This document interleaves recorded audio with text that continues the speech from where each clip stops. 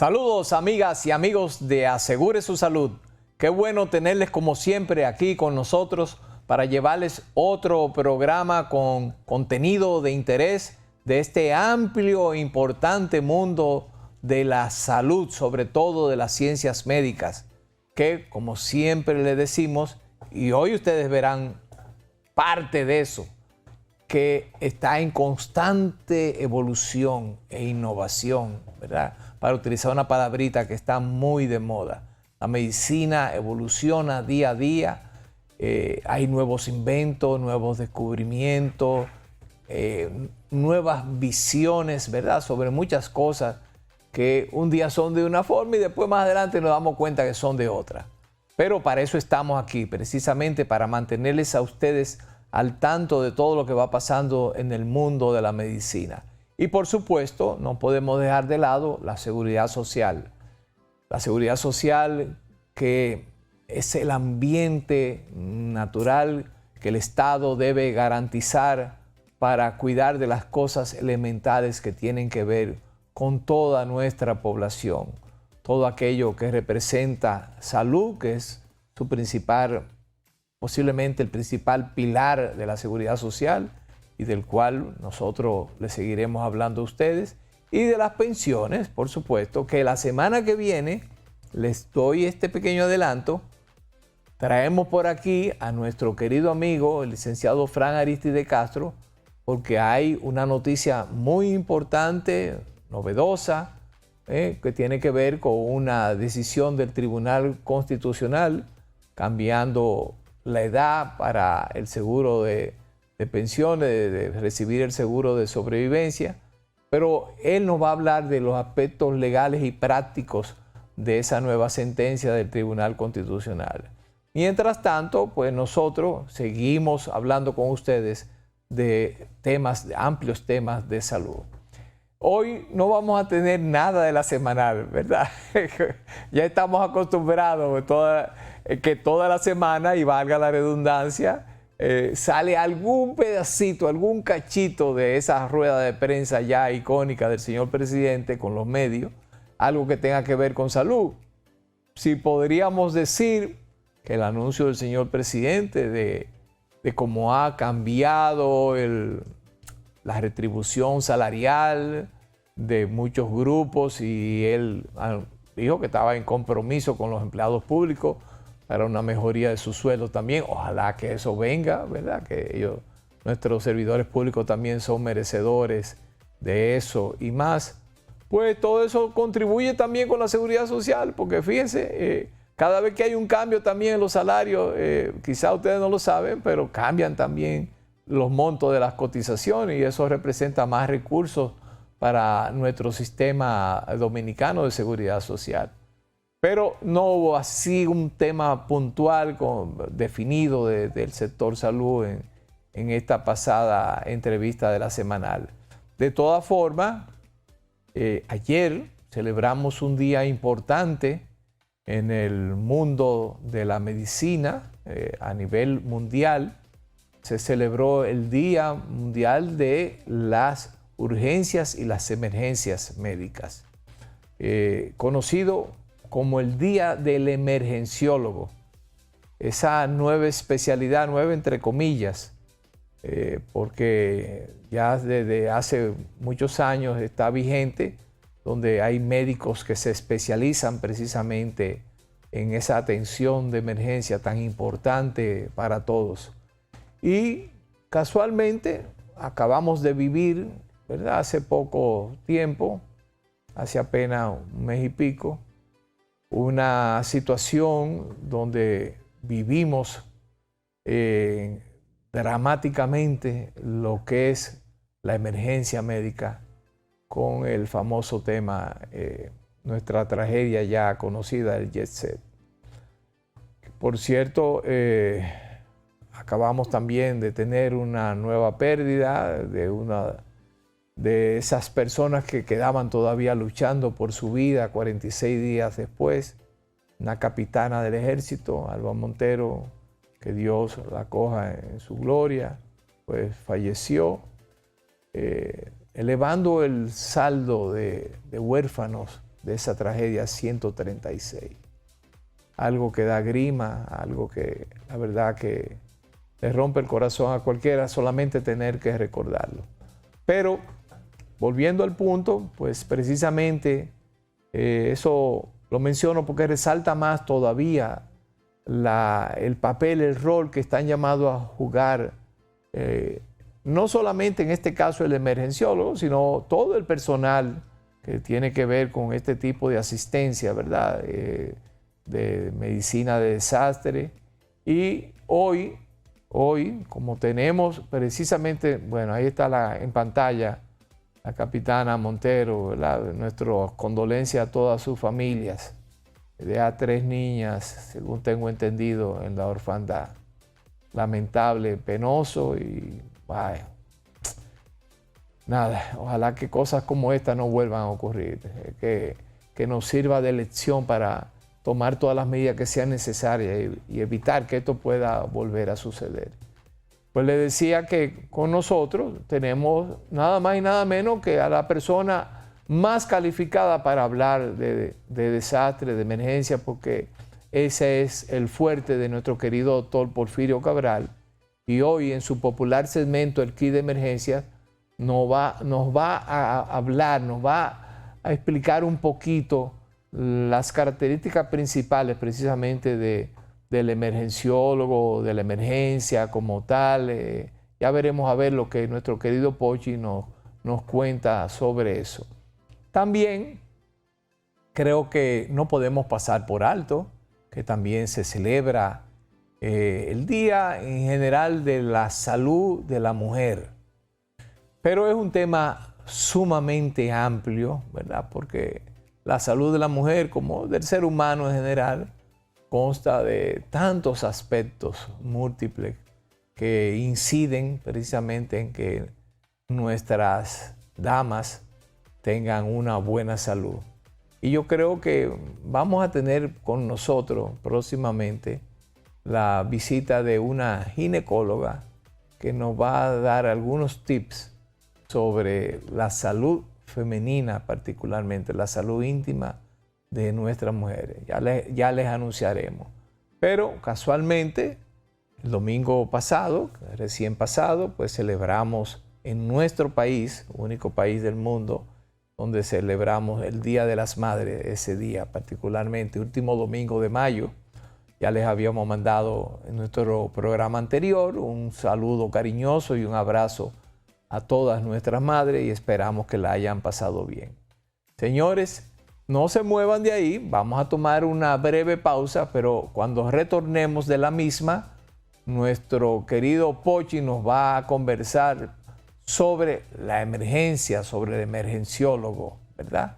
A raíz de que ayer celebramos el Día Mundial del Emergenciólogo. Así que retornamos en breve.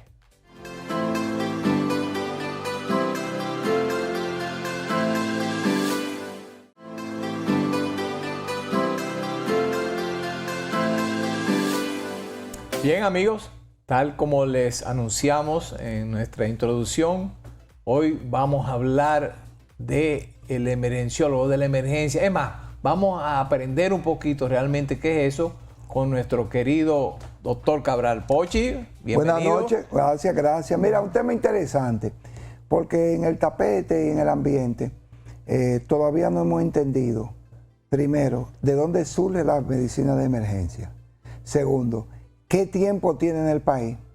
Y tercero, cuáles fueron los principales actores de esa conformación, porque nadie se sabe la historia de la medicina de emergencia en República Dominicana. Bueno, compadre, ni yo mismo me la sé. Entonces sabemos de la seguridad social, sabemos de eso. Exacto. Entonces, pero mire, de la emergencia no.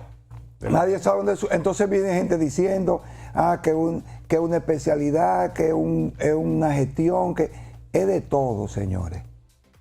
Lo primero que les voy a decir es que la emergencia a nivel mundial surge en el 1972. Reciente. Eso es reciente. O sea, como tal, como institución, la emergencia, ¿verdad? ¿Por qué surge?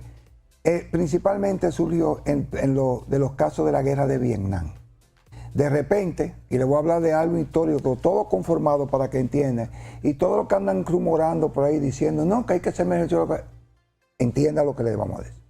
Surge de la guerra de Vietnam, en el cual los médicos del ejército norteamericano notaban que cuando montaban a las víctimas, los soldados heridos, en helicóptero, de repente se complicaba en hacer una serie de complicaciones que no era del balazo. Surge la pregunta, pero ven acá, el paciente, ¿por qué se complicó? Ellos determinaron que se complicó cuando veían el movimiento y la altura que tomaba en el helicóptero y la posición. Me explico, que ocurre también en las ambulancias. Con la velocidad, el paciente con una lesión craneal en el helicóptero no podía ir de cabeza. Porque y también ocurría con las heridas en el tórax, que es una presión negativa, y decían, ¿por qué cuando levantamos el paciente de repente en el helicóptero se complicaba? Y entonces, seguramente que le hacía un neumotórax por la misma presión. Y ocurría con la lesión y las lesiones de explosión, de aplastamiento. Todo surge en el ejército. ¿Qué pasa? Ellos dijeron, bueno, esto tenemos que hacer un estudio, ver cuáles son las patologías que hay que atender en el rango de 1 hora. Y se le llamó la famosa hora dorada. O sea, en los traumas, heridas de bala, trauma, accidente, la primera hora en que se le da la atención a la víctima es crucial para que él se salve. Y nuestro reciente evento que hubo aquí, mira que estamos diciendo en el programa que murió alguien que murió después, meses después. 46 días después. Y es porque no se dio una atención adecuada médica al principio. Yo no me quise meter ahí, te lo dejé a ti. Entonces, tú hay un grupo de gente diciendo, ¿qué pasa? Viene en el 1994 a República Dominicana, viene el director del SAMU. ¿Qué es el SAMU? El SAMU es el Servicio Médico de Emergencia en Europa, que está en Francia y está en España. Pero el SAMU vino aquí por un acuerdo que había en ese entonces, que era del OME 4, un proyecto de... Sí. Oye, recuerdo. la gente no sabe. Wow, qué interesante. Recuerdo lo del OME 4 y el acuerdo con el país, sí, claro. Sí. Él vino, eso es un acuerdo que había de cooperación y para la enseñanza de ciertas técnicas nuevas que había en salud y en otros aspectos, porque también el OME 4 trajo proyectos de agricultura. Sí. Bueno, recuerdo que lo manejaba Ángel Locuar en esa época. Sí, creo que sí. Bueno, cuando eso, el doctor Cabral, el que está en presencia, llega en el 93 al Darío Contreras. Ahí fue que tú llegaste al Darío Contreras, ¿no? Llegó al Darío Contreras. En ese entonces, el doctor Tito Suero era el encargado de la emergencia. Nuestro amigo Tito Suero. ¿Qué pasa? Cuando viene el personal del OME, se hace un proyecto en el cual se dice que hay que empezar a entrenar en República Dominicana, porque ese señor, estando allá, evaluaba a la gente y decía, no, lo que pasa es que aquí, lo que le llegan a usted de la emergencia, se salvan, porque no se iban a morir. Y nosotros dijimos, ¿cómo que no se iban a morir? No, esas lesiones con que ellos llegan, esas víctimas se salvaban en cualquier sitio. Las verdaderas víctimas que deberíamos salvar se están muriendo antes de llegar al hospital. O en el lugar del accidente o del trauma o en la ambulancia. Porque nosotros no teníamos ni un concepto de ambulancia. De ahí el doctor Tito Suero. Mírenlo ahí. De ahí surge que el doctor Tito Suero dice, pero yo quiero traer esa enseñanza. Y surge la idea de empezar a formar los médicos en medicina de emergencia. Pero antes de eso, desde que está aquí el doctor Cabral, fue a Costa Rica, fruto de ese proyecto, a ver y a empezar a entrenarme qué era lo que era la medicina de emergencia en esos países. Que en América Latina... Oigan. Para los que están preguntando... que eso es historia, eso historia patria, para que lo sepan. Historia de la medicina dominicana. Viene, entonces, en el Darío Contreras se formó una escuela de medicina de medicina prehospitalaria de emergencia, que también yo recibí un entrenamiento ahí, con una entrenadora, Zaida se llamaba, y se fue formando. El doctor Tito Suero, mientras tanto, fue con el doctor Canario a la UAS y empezaron a hacer los proyectos para que la medicina de emergencia fuera una especialidad en República Dominicana. Pero, oh sorpresa, la primera cantidad de personas que empezó a entrenarse en medicina de emergencia en República Dominicana surgió en el 2002. El otro día. En el Darío Contreras y ¿Cómo que dice el otro día? Entonces, ¿qué pasa? Al igual que la medicina familiar, sí, el proyecto era que se fueran formando médicos de emergencia hasta que hubiera la cantidad suficiente para que todas las emergencias del país, públicas y privadas, tuvieran un personal de emergencia. Eso lo recuerdo, Pochi, que era un objetivo a conseguir de todo el sistema de salud. Claro. Que cada emergencia de nuestros centros médicos tuviera un especialista precisamente en emergencia. Pero ¿qué pasó? En los sitios que yo fui, después también yo fui al Max General en Boston a recibir otro entrenamiento, a ver cómo se hacía la medicina. Oigan, nada más y nada menos, pues lo dice así muy suavecito, ¿eh? En el Max General. Oigan, si no el que más, uno de los dos más grandes del mundo. Con el proyecto Gemini, que era un proyecto que nosotros hicimos aquí para enseñar cómo hacer el ACLS, que era avanzado de cardiología, sí, cardiovascular, sí. Y fui a eso, fui al entrenamiento. ¿Qué ocurrió? Se fue formando, pero ¿qué pasó? La medicina de emergencia, por razones de que ellos comenzaron a formarlo, entonces empezaron cada hospital a formarlo, en República Dominicana tuvo un inconveniente logístico. ¿Y tú sabes qué fue? Los médicos que se formaban en el Darío Contreras sabían muchas cosas de trauma, pero no sabían nada de cosas clínicas. Entonces los médicos que se formaban en la plaza y en el Seguro Social salían muy buenos en medicina clínica, pero no salían bien expertos en medicina de trauma. Okay. Por eso existe que dependiendo de donde se formó el médico emergenciólogo en nuestro país, tiene mejor o mayor dominio. Claro. En el Mass General, donde yo fui a un entrenamiento y lo vi, ellos hacían lo siguiente: ellos rotaban el personal, como hacen otras especialidades, por ejemplo, lo hace maxilofacial y lo hace cirugía, que te dice, no, rote por el trauma. Por ejemplo, en el Darío Contreras, los cirujanos rotan por el área de trauma. Van a otro centro, van al oncológico y ven todas las especialidades desde las ópticas de ese centro. Exacto. Aquí no se siguió haciendo eso porque de repente, recuerda que la residencia se convirtió en un clásico negocio que nadie lo había dicho, y yo te lo estoy diciendo aquí, en un negocio que era formar médicos, sin la estrategia de saber dónde tú vas a colocar esa cantidad de médicos que tú vas sacando. Por ejemplo, en Estados Unidos la gente dice, ven acá, pero en Estados Unidos un médico gana bien. No, porque ellos hacen una proyección y dicen, ¿cuántos médicos nosotros vamos a necesitar? Eso es lo que entran a las facultades. Entonces, cada médico que sale tiene empleo seguro. En República Dominicana, nosotros tenemos el inconveniente de que formamos, por ejemplo, en ginecotetricia y pediatría, esa residencia tiene, el caso de ahora, tiene 24 plazas, sin embargo, especialidades como otorrino, tiene 1, 2, 3 plazas.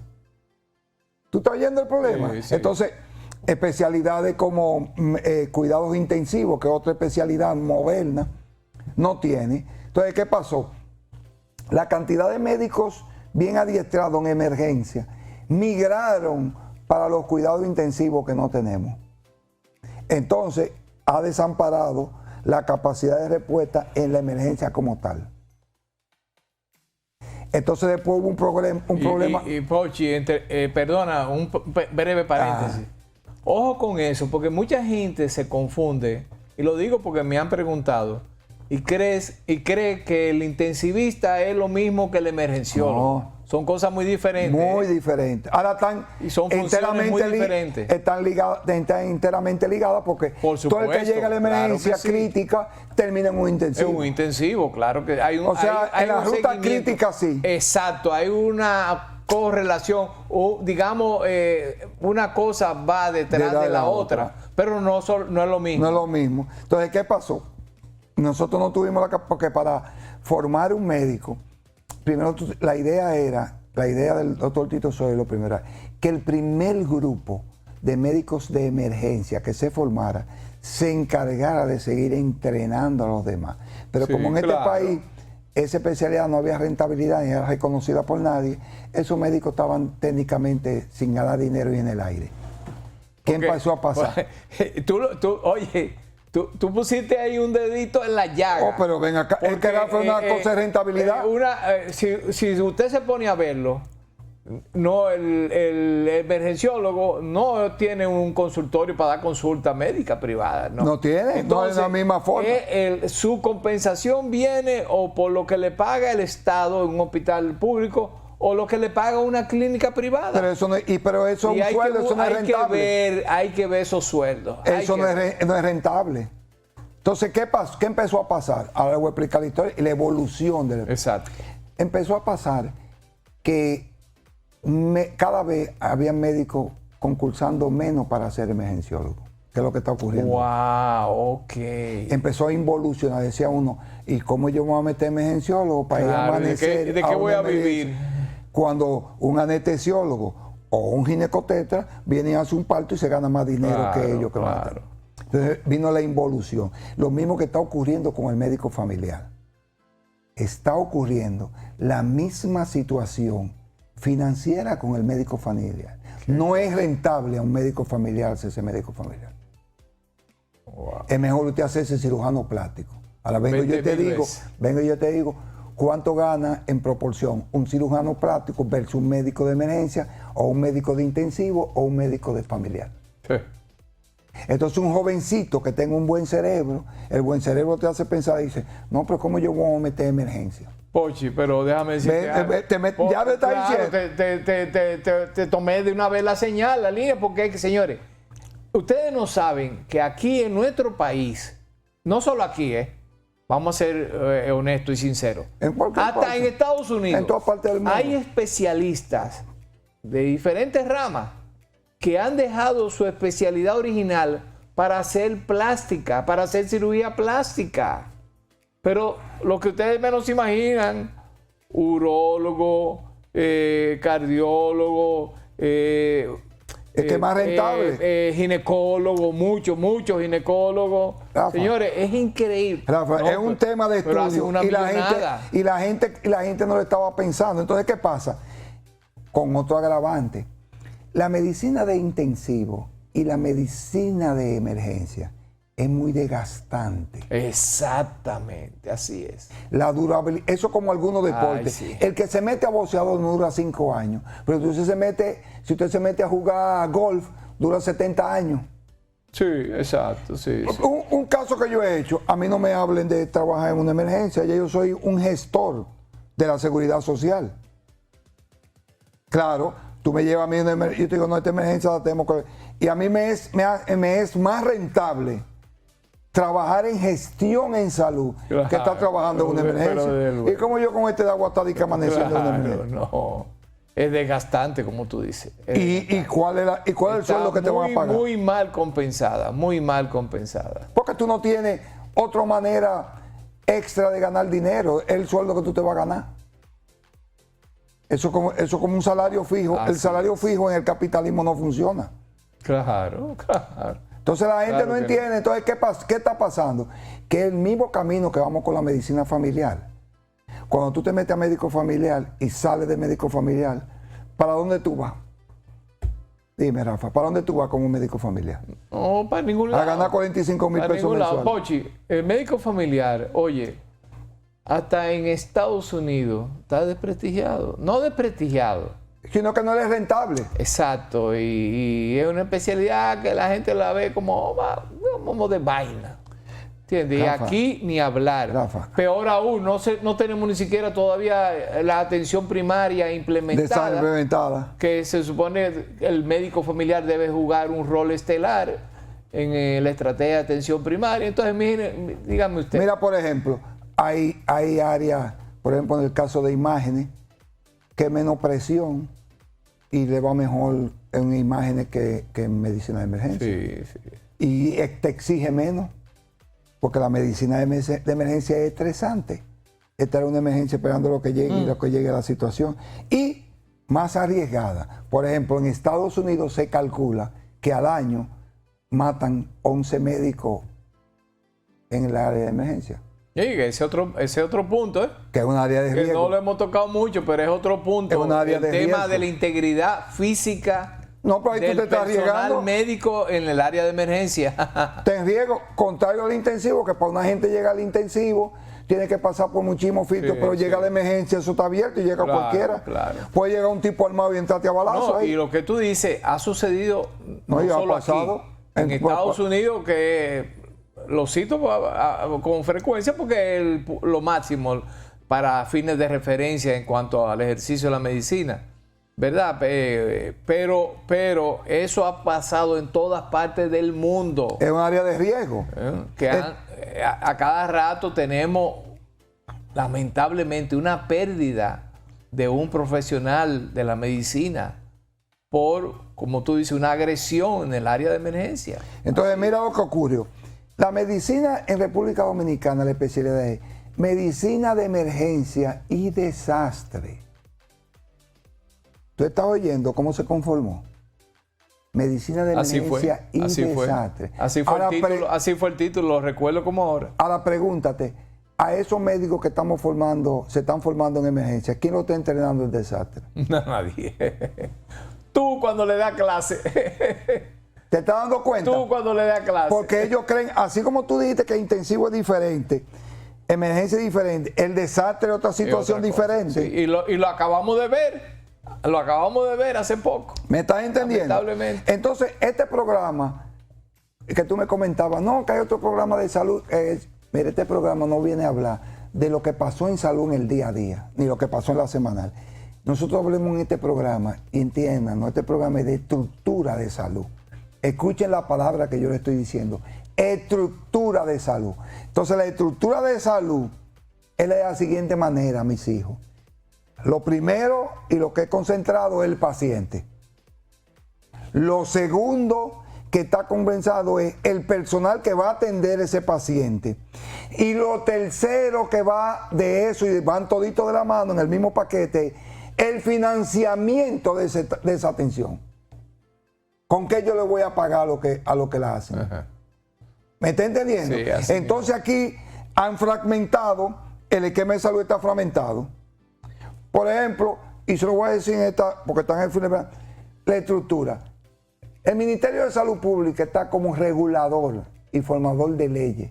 El Ministerio de Salud Pública no debe estar nombrando o no nombrando médicos, por el tema de la huelga, para Exacto, que ustedes vean. sí. Ellos es regulador. El Servicio Nacional es que debe nombrar su personal de salud, que se dividió después para quitarle más carga al ministerio, para que no lo entiendan. Las ARS son los que manejan el riesgo de salud del carnet que usted tiene para la atención y ver cómo lo van a pagar al personal de salud. El fondo de pensiones es para cuando nos retiramos. Y se lo digo aquí al público, yo estoy pensionado, yo estoy un hombre feliz. Yo hago trabajo de gestión. El que pregunta, porque hay gente que te sale, que él no se formó de emergenciólogo, porque cuando ya yo me había adelantado a formarme cuando se formaron los primeros emergenciólogos en este país. Claro. ¿Me está entendiendo? Claro. Entonces, pues que un tema de titulación, no, mi hermano. Eso es una cuestión de título. Pero que inclusive en Estados Unidos se hace una técnica que es un orfero, una persona que tiene una capacidad enorme, que nunca la Sociedad de Emergenciología tuvo la delicadeza de decir, mire, doctor Cabral, usted honoris causa, lo que sea, como hacen. No, viene que yo soy esto. Pero ¿qué ha pasado? En nuestro país carecemos de reconocer el caso de un trabajo. Porque yo hacía todo lo que era medicina de desastre. Lo que te conocemos desde hace tiempo y que somos muchos médicos, sí lo sabemos. El aspecto que te voy a dar que le voy a dar a los televidentes, el aspecto de medicina de emergencia, de desastre, es de intervención. Yo lo hice en los bomberos, pues yo soy oficial bombero. Yo soy teniente coronel bombero. Entre otras muchas cosas. ¿Sí? ¿Me entienden? Entonces, todo lo que era la fase del desastre, yo lo aprendí en los bomberos, porque no tenemos ni siquiera en la UAS quien entrene ni a los paramédicos ni al personal de desastre. Wow. ¿Me está entendiendo? O sea, busquen la facultad. ¿Dónde se entrenan los paramédicos del 911? Aquí no, eso es empírico. De que le dan una clasecita. Pero es que eso no. ¿Tú sabes cuánto? Pero, señores, ¿tú sabes cuál es el tiempo de formación en Estados Unidos? No, un paramédico? no, pero papá, ven acá. Y en el SAMU. Pero lo acabamos de ver ahora mismo, Pochi. Yo no quiero hablar del tema. No me hará traer. Hay una realidad. Pero la realidad nos come, nos traga. Porque los hechos hablan por sí solos. Y ahí vimos los hechos. Entonces, ahí vimos. No vamos a buscar culpables. Mira cuál es el rol. No buscando culpables. Pero son lecciones que tenemos que aprender. Observa lo que pasa. El 911 amplía su cobertura. Esa es la idea, que amplíe la cobertura. Pero así mismo como amplió la cobertura, que además hay 911 en el país, tiene que haber más gente entrenada en el país. Por supuesto. El recurso humano tiene que ir de la mano con el logístico. Claro, que eso es lo principal. ¿Tú me entiendes? Oye, si tú quieres lo que hemos hablado, y ahorita tenemos un tema que quiero comentar contigo a raíz de lo personal de enfermería y paramédicos. Para lo mismo. No hacemos nada con hacer el hospital más moderno del mundo, más bonito, ¿Y el personal? más chulo. Y el personal. Dime. Y los recursos humanos, que es la parte más importante de todo tipo de empresas, incluyendo la salud. Porque es que tú no puedes poner una fábrica de refrescos y quién va a empacar y vender los refrescos. Exacto, es lo mismo. Entonces, la salud, el recurso humano es clave. Claro. La estructura. Entonces, nadie habla de eso. Entonces, los estados, todos los gobiernos, la función de ellos es que inauguramos un hospital. Pero ¿qué está ocurriendo? ¿Qué neurocirujano coge para un hospital de un campo? Dime. ¿Qué otra especialidad bien rentable? ¿Cuánto gana un neurocirujano? Sí. Es más sacrificado. Por eso tenemos pocos neurocirujanos también. Entonces, eso mismo. Entonces, tú vienes y me dices, entonces nosotros tenemos un desequilibrio en ciertas especialidades de salud, y por eso yo vine a dar esta información. Felicitar al doctor Tito Suero, que nadie lo menciona, que es el fundador de la medicina de emergencia. Una institución. En República Dominicana. En nuestro país. Una persona seria que lo conocí, que me envenenó con esa arte de la emergencia y de la cosa, porque se lo voy a decir, eso es como un veneno, eso tiene que ser apasionado. Entonces yo veo a un médico ahora de emergencia, asustado en la emergencia, y sin ningún rumbo ni futuro, porque ¿qué pasó? Cuando un médico se lo voy a definir para que lo puedan, para que sea un spot publicitario. Mire, un médico de emergencia es un personal de salud que es más pediatra que un cardiólogo y más cardiólogo que un pediatra, pero en ninguna de las dos especialidades. Así ¿Tú le estás oyendo? Así es. Un médico de emergencia es un médico que es más cardiólogo que un pediatra, más pediatra que un cardiólogo, pero no es ninguno de los dos. Qué buena referencia. Así nadie ha dado esa definición, es una definición mía. Así entonces, ¿qué pasa? El médico de emergencia... Esa definición queda para la historia. Que lo diga. Grábenla. Un médico de emergencia es una persona que estabiliza al paciente. Así es. Hasta que llegue el especialista correspondiente a solucionar el problema. No que él lo va a solucionar. Me explico. Llega un paciente con una arteria herida, el emergenciólogo clampea la arteria, la deja ahí para que venga el vascular a repararla. Exacto. Pero él no va a reparar la arteria. Exacto. No, la va a reparar el especialista que le corresponde. Yo creo que está muy claro, el ejemplo está muy claro, Pochi. Yo creo que tú nos has dado hoy una para lección. Que te aprendas de eso, porque... Como dijiste al principio, para que conociéramos bien de cuál ha sido la historia de la emergencia, del emergenciólogo, entre comillas, aquí en nuestro país. Para que lo sepan, para que no lo sepan. Muchos detalles que ninguno de nosotros, ni siquiera los que estamos en esta área de la medicina, conocíamos. Así que valga, ¿verdad?, como un homenaje en este día, que se celebra el Día del Emergenciólogo, Día de las urgencias y las emergencias médicas del mundo entero, ¿verdad?, que Pochi nos haya dado esta lección de cómo evolucionó eso en nuestro país. Claro, yo creo que se lo sepan, cada quien tiene una su visión historia mucho más clara ahora, Pochi, sobre ese tema. Gracias. Señores, y ustedes no se muevan de sus asientos, como siempre les decimos, porque todavía queda mucho contenido de interés aquí en Asegure su Salud. Volvemos en breve.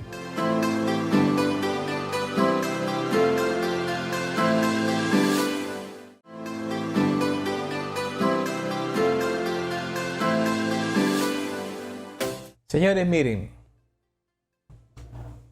estamos celebrando en el mundo de la medicina un evento histórico que acaba de suceder en este mes. Un evento que marca uno de esos momentos que se convierten en verdaderos hitos en la historia de la medicina. Ustedes recuerdan, yo sé que muchos de ustedes recuerdan allá a finales de los 60, inicio de los 70, antes de entrar en los 70, el famoso trasplante de corazón que realizó ese médico sudafricano, el doctor, tú no sé, Pochi, si tú me recuerdas el nombre, Barney, sí, pero... bueno, ya ha fallecido hace mucho, por supuesto, Sí. pero fue algo que conmovió al mundo entero, ¿verdad? No todo el mundo se movió en eso. Exactamente. Pues miren, el día 4 de este mes, en el centro médico de la Universidad de California en Los Ángeles, lo que llamamos UCLA Health en Estados Unidos, ocurrió el día 4 de mayo de este mes, ocurrió algo único. Por primera vez en la historia de la medicina se realizó un trasplante de vejiga. Quizás algunos de ustedes ni se habían enterado de eso o lo leyeron en algún sitio, lo vieron sin mucha importancia. Primera vez que se realiza este tipo de trasplante. Y la buena noticia es, porque se dio a conocer 2 semanas después. Realmente se dio a conocer el día 18, pero se realizó el día 4. Y la buena noticia es que ese paciente, un paciente masculino de 41 años de edad, ha evolucionado satisfactoriamente. Su riñón está drenando bien, su vejiga se está llenando normalmente. Es más, no ha habido ni siquiera la necesidad de hacerle diálisis a ese paciente. Un paciente que tenía 7 años en diálisis porque se le había diagnosticado un cáncer de riñón y cáncer de vejiga también. Tenía cáncer en ambos sitios y tenía que estar dializándose constantemente durante los últimos 7 años. Es más, su única esperanza de vida era que esto pudiera convertirse en una realidad. Junto con el trasplante de vejiga, es bueno decir también que se le hizo un trasplante de riñón, pero el trasplante renal se ha vuelto ya un evento mucho más común. Ustedes saben dónde está la gran noticia dentro del mundo de la medicina. Es que se pensaba, aún dentro de la ciencia médica, dentro del ambiente médico, todos pensábamos que era muy difícil realizar un trasplante de vejiga, porque contrario al corazón, contrario al riñón, contrario al hígado, la vejiga está colocada allá en lo más profundo de la pelvis, cerca del suelo pélvico. Entonces tiene un entramado muy complejo de vasos sanguíneos, de ramificaciones nerviosas, e incluso también musculares. Y reconstruir todo eso, señores, es una obra de arte, es un trabajo titánico. Y la gente de KET, del servicio médico KET, de la Universidad del Sur de California, pues trabajaron en este momento histórico con este paciente que, repito, gracias a Dios ha estado evolucionando satisfactoriamente. Es un paso más gigantesco de avance de la medicina moderna, porque esto puede marcar, digamos, un curso importante nuevo en el tratamiento de los cánceres de vejiga. El cáncer de vejiga es un cáncer que quizás no es tan común como otros cánceres, pero evoluciona agresivamente. Y fíjense, miren cómo es la medicina. Yo recuerdo, nunca se me olvida, hace más de 40 años, estamos en el 2025, sí, hace un poco más de 40 años, si la memoria no me falla, yo tenía un tío materno ya fallecido que había sido diagnosticado con cáncer de vejiga. Era muy fumador. Este es un cáncer muy típico en los fumadores y es más común, obviamente, en los hombres que en las mujeres. Y él era muy fumador. Bueno, se le diagnosticó. Comenzó a ser tratado, fue intervenido una vez, otra vez, y no había forma de detener la evolución del cáncer. Hasta que cayó en la mano de un urólogo, doctor Telésforo Pichardo, si mal no recuerdo, que también fallecido, que estaba en la clínica Abreu. Y él estaba comenzando a tratar a sus pacientes con algo que también que era novedoso en el mundo de la medicina. Y es que se había descubierto que la vacuna contra la tuberculosis, la BCG, usted diseminando, ¿verdad? Con la misma vacuna, con la BCG, bañando, por así decirlo, la vejiga por dentro, pues detenía el avance del cáncer y hasta eliminaba las células cancerosas. Señores, quiero decirles que después de unos meses de tratamiento, el cáncer de mi tío desapareció. No murió de eso. Murió hace pocos años de otra cosa. Fue un éxito. Y eso fue también un avance de la medicina, que todavía hoy es reconocido y se utiliza. Ya hay medicamentos más modernos, ¿verdad? Obviamente, como hemos hablado, pero sigue siendo un tratamiento también opcional para ese tipo de cáncer. Pues ahora tenemos el trasplante de vejiga.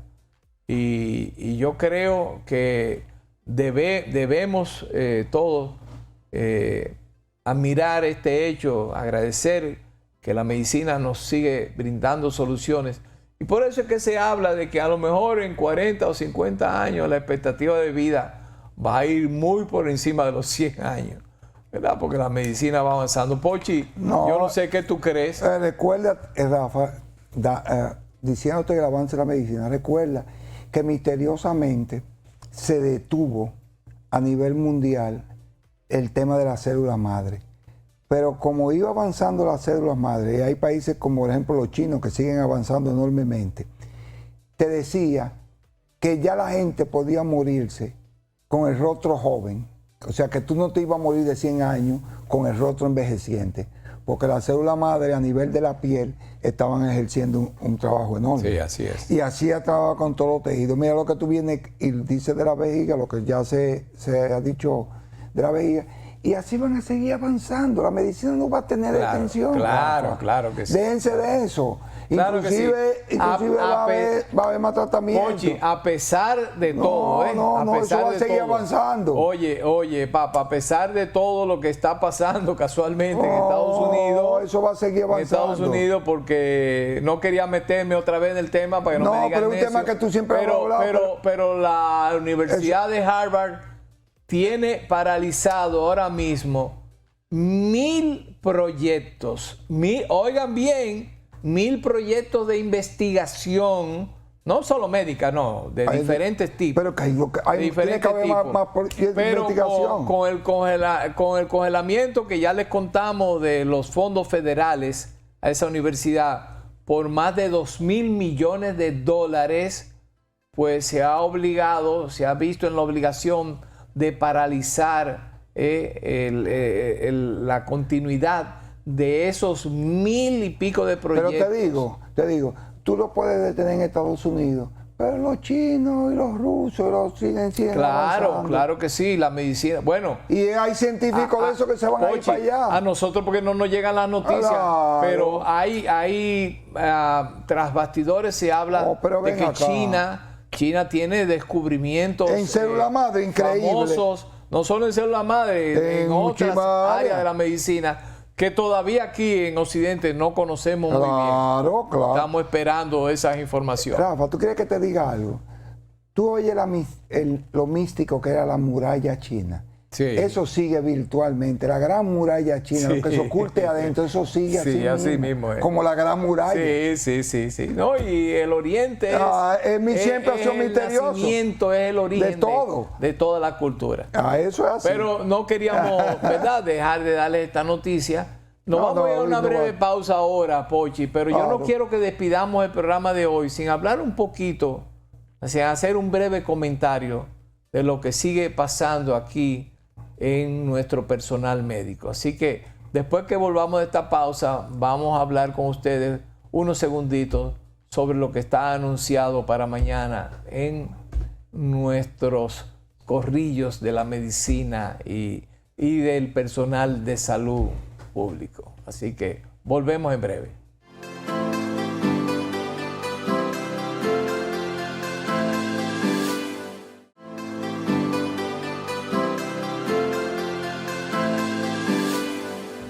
Bien, señores, miren, la semana pasada se anunció con bombos y platillos ya un nuevo acuerdo o digamos la continuación del acuerdo entre el sector salud del gobierno y el Colegio Médico Dominicano. Esto a raíz de que precisamente pues, se anunciara la reposición de unos 14 médicos que habían sido cancelados, destituidos en el Servicio Nacional de Salud. Y esto sirvió de base para retomar las conversaciones sobre los puntos pendientes, como mejoría de los sueldos de los pensionados, médicos administrativos, auditores médicos, etcétera, etcétera. Pero, ¿qué pasó? Bueno, ahora vemos, ¿verdad?, que la otra parte, otra de las patas del sector son importantes, que son las enfermeras, pues ahora están elevando lo que esperábamos justamente, su protesta y pidiendo ser tomadas en consideración para fines también de aumento salarial. Pues para mañana jueves, hoy había negociaciones, no sabemos qué habrá quedado, pero hasta ahora había anunciado una marcha también para mañana jueves del personal de enfermería. No sé si se iban a integrar otros sectores también de paramédicos que también están demandando mejoría en sus salarios, en sus compensaciones. Y eso era de esperarse porque ellos dicen, bueno, pero nosotros también jugamos un papel importante en la atención, en el cuidado de la salud de nuestra población. Es verdad, no se pueden dejar atrás. Si se está haciendo eso con los médicos, debe considerarse todo el personal de salud. Esto va a tomar más fuerza ahora, ya que el señor presidente, como dije al principio del programa, anunció en la pasada semanal que se está estudiando un aumento salarial para todos los empleados públicos, pero que muy posiblemente esto de poder lograrse va a ser introducido en el nuevo presupuesto que ya arrancaría comenzando el próximo año. Recuerden que ya estamos prácticamente a mitad del año. Pochi, no sé qué tú piensas de... No, es una reacción, hablamos natural. En el kit de emergencia hablamos de que es paciente, personal que trabaja con el paciente versus financiamiento. Exacto. Entonces, eso va a seguir en todos los sectores, con los bioanalistas, con las enfermeras, con los imagenólogos, con los camilleros, hasta con los porteros del hospital. Ese es nuestro sistema económico, que se rige por eso, la gente trabaja para que le paguen. Entonces la salud no se exime de eso. Sí, yo hago una crítica, y es que, Rafa, no sé si lo dije en este programa, lo he dicho en varios programas, el código de trabajo el Código de Trabajo de la República Dominicana no está diseñado para personal de salud. Sí, sí, tú lo habías dicho, lo recuerdo. Vuelvo y repito. Lo comentaste, así. Está diseñado para obreros. Sí, sí. La medicina, el acto médico, aunque no sea de nivel, que no es un médico, que es una enfermera, no es un acto de obrero, es un acto muy técnico.